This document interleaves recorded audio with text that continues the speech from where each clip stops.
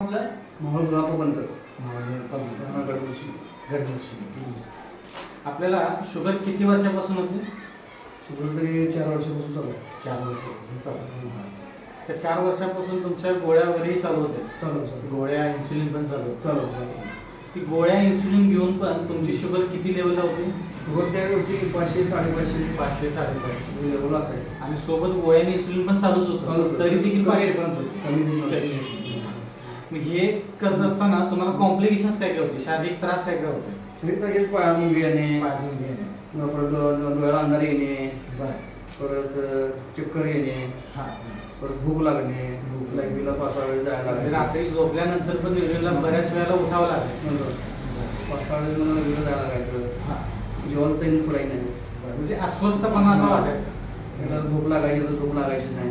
म्हणजे कंटिन्युअसली व्यवस्थित अशी झोप व्हायची. माहिती ना त्यासोबत तुम्हाला जखमही झाली होती. झालं पाहिजे.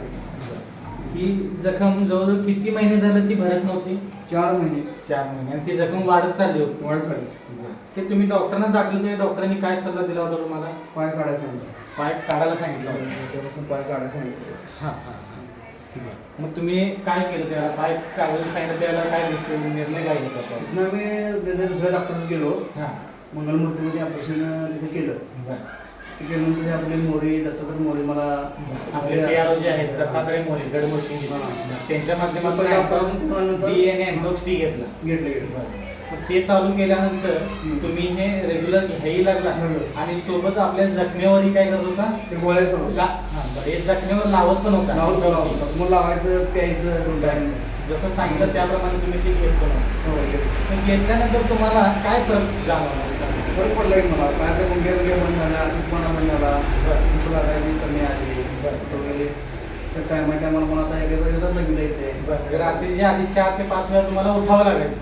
आता रात्री झोपल्यानंतर एखाद्या वेळात उठावं लागतं, नाही तर उठायला लागलं.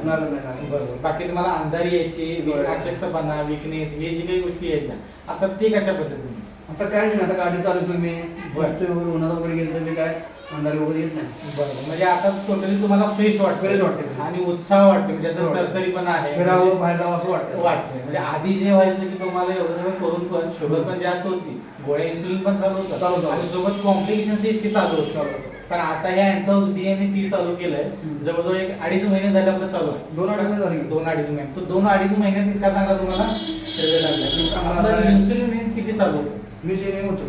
20 म्हणजे सकाळी पण 12 एम नाश्ते जाते, नाश्ता केला आणि जेवणानंतर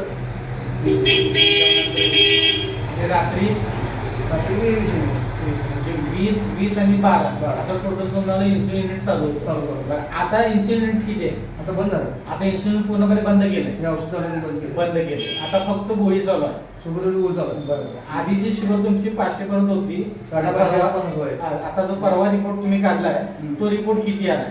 आता हे 250 आसपास आला. म्हणजे जी 500, 450, 500 लेवल पर्यंत जी शुगर होती त्या 2-2.5 महिन्यात आपल्या डी आणि टीच्या वापरानंतर आता आपण किती पर्यंत आलोय? 250 पर्यंत.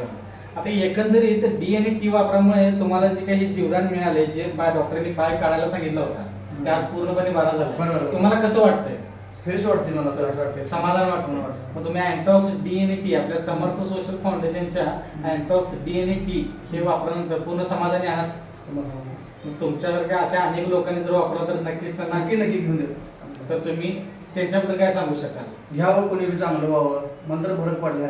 100%.